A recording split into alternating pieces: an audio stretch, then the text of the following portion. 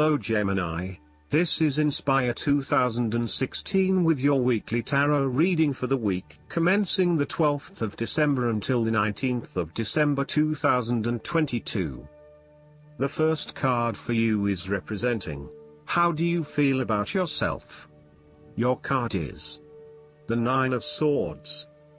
Your experience of the world is greatly influenced by our expectations, desires, and fears, and therefore you are largely the creator of your own world, and your attitudes determine how you experience that world.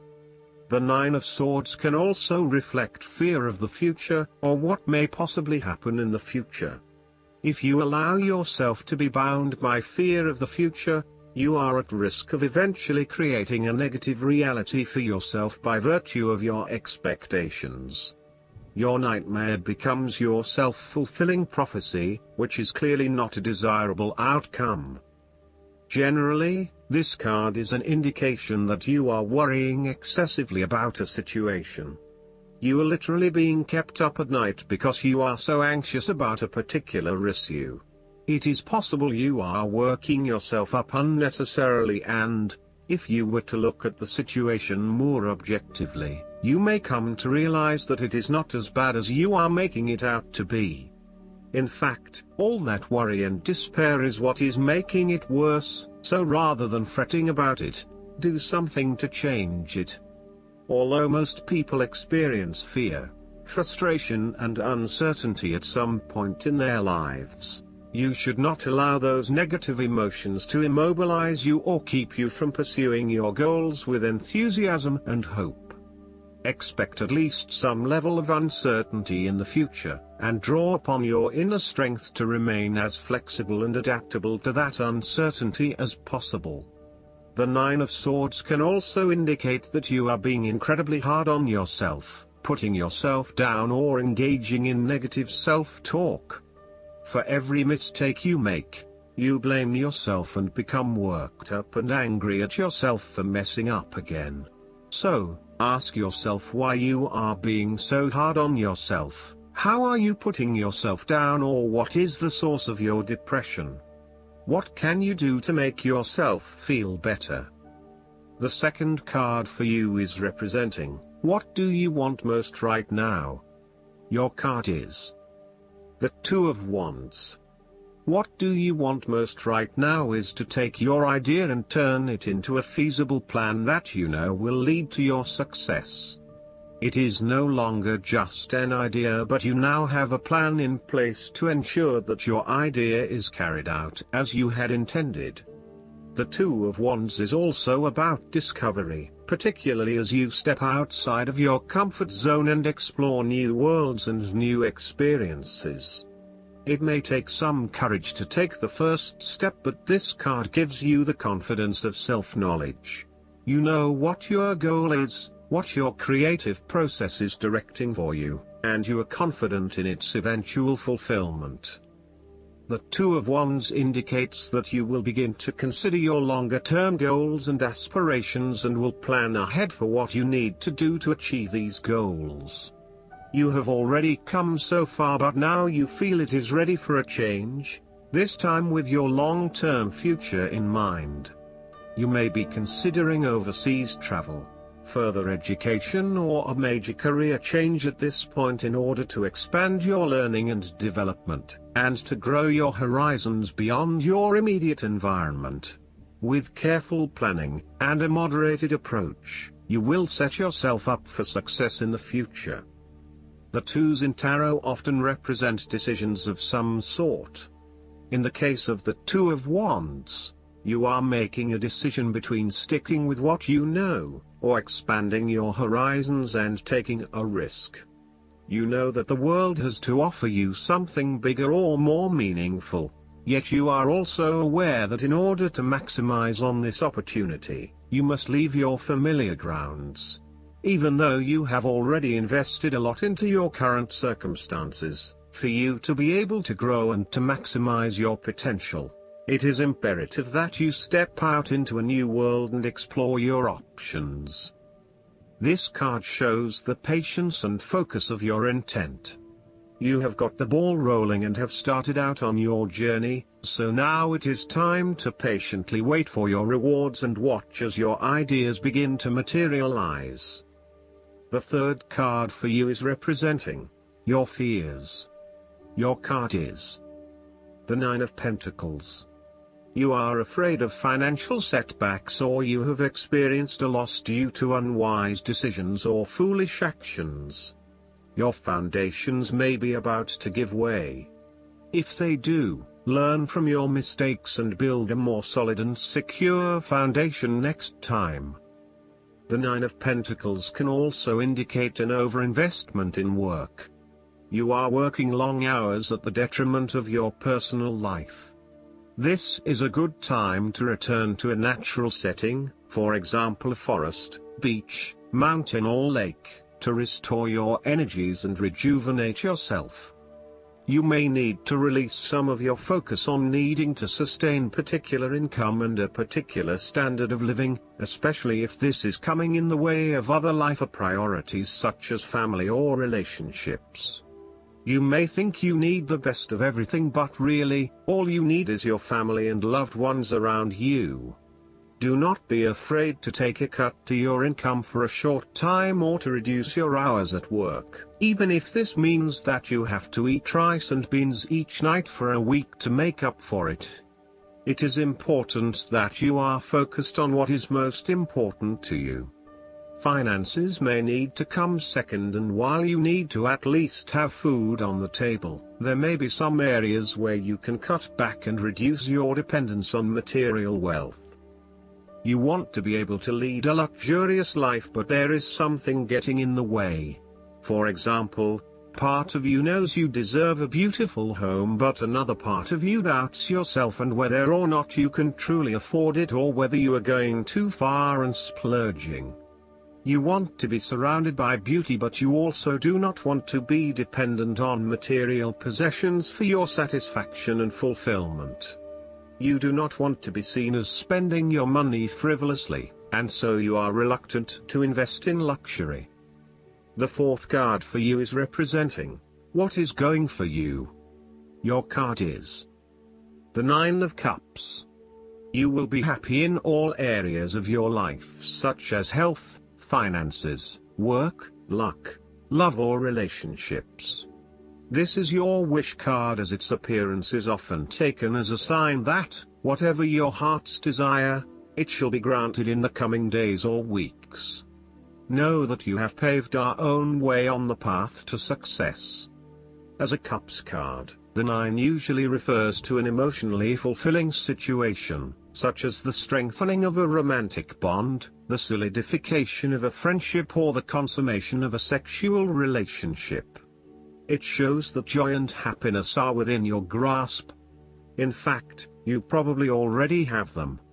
It is a sign to enjoy the abundance of life and to feel each of your emotions as if you had never felt any of them before.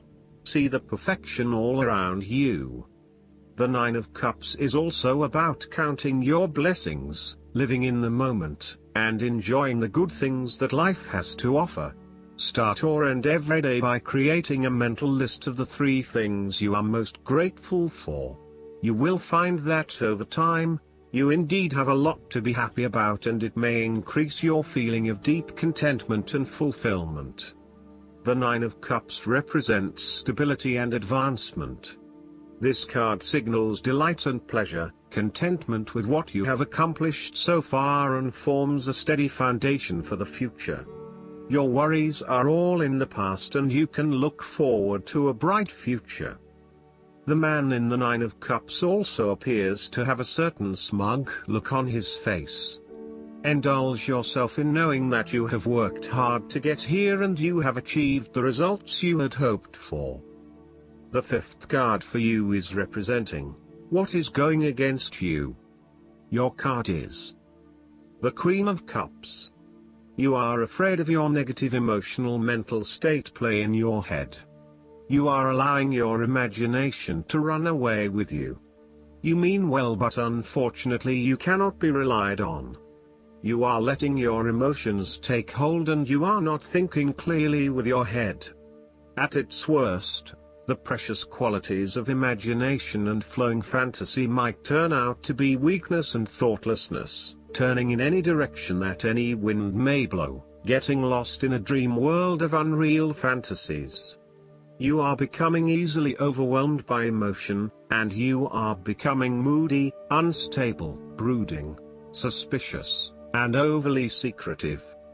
The Queen of Cups represents an over-emotional wreck who can be driven to manipulative and vindictive behavior. Your mood swings are making life difficult for others and you are emotionally draining on those around you. You tend to play the emotional heartstrings to your advantage. Within you, you may also harbor angst and self-loathing for your inability to do more with yourself and your talents. This card heralds a time when separating the emotions from any sense of sensibility may be difficult. Strong emotions may seem to take all parties on a roller coaster ride. Within projects, jobs, or workplaces, all members may feel their emotions are a little frayed from stress. With this in mind, the Queen of Cups also warns against entering into any agreements with those who seem to play on your sense of guilt or pull on your emotional heartstrings, for they may not be what they seem. The Queen of Cups can indicate an over-reliance on other people's emotional responses, which may result in a codependency-type relationship. You may want to examine your current relationships. Is the codependency? Are you giving too much of yourself and not getting anything in return? This queen nurtures for the sake of inducing dependency, and places undue importance on being in a relationship, no matter what its quality. There could also be a tendency towards having too many expectations from your partner.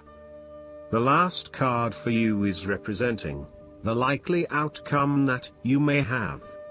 Your card is the Two of Cups. There will be a beautiful start to a new romance in which you experienced understanding, harmony and deep love between two souls. The seed has blossomed into a tree of appreciation. Kindness and thoughtfulness will bind your two hearts together with the feeling of being simultaneously very special to one another. This card can also refer to marriage, proposals and engagements, particularly as this card portrays what looks like a wedding or hand fasting. It is a reflection of commitment between two individuals, to say that they will go through life together, always considerate of each other's needs and wishes. This card typically points towards a relationship that is based on mutual attraction and romantic inclinations. It reflects the clear, nurturing, supportive and heartfelt exchange of emotions that is the gift of a romantic relationship. The Two of Cups represents love that is nurturing, creative, clearly focused, inspirational and equally fulfilling. Outside of love, the Two of Cups reflects a partnership of sorts, be it a business partnership, friendship or even a relationship between a person and their pet. On first glance, the Two of Cups shares a similar message to the Lovers. However, the energy of the Two of Cups is slightly weaker than the Lovers card. Whereas the Lovers is the reunion of two complete beings, the Two of Cups is a less mature union that, stable as it may seem, does have the potential to come undone over a longer period of time.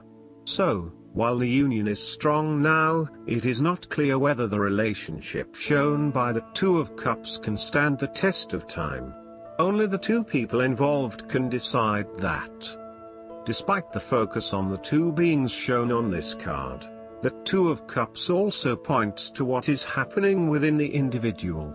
To be truly loved, deeply treasured and valued highly by others, you must first and foremost strive to create those feelings for yourself.